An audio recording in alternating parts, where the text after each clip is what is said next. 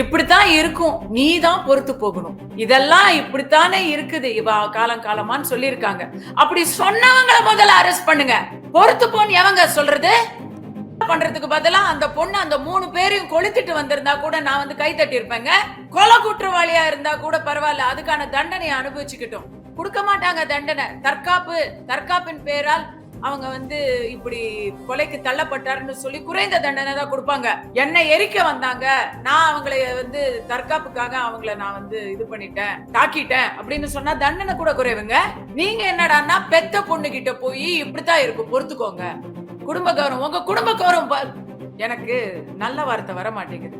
எங்கேயோ போகட்டும் உங்க குடும்ப கௌரவம். இப்ப பொண்ணு போச்சு, திரும்பி வருமா? ரிதன்யா போச்சு. குடும்பத்துல வந்து கௌரவத்தை வச்சுக்கிட்டு அடுத்த கல்யாணம் பண்ணி கொடுங்க, கௌரவமா இருக்கும். இப்ப கௌரவம் தான், இதான் கௌரவமா? பெத்த பொண்ண ஒரு மிருகத்துக்கிட்ட நீங்க ஃபர்ஸ்ட் ஆஃப் ஆல் இப்படி ஒரு பாழுங்கிணத்துல விசாரிக்காம தள்ளுனது ஒரு தப்பு.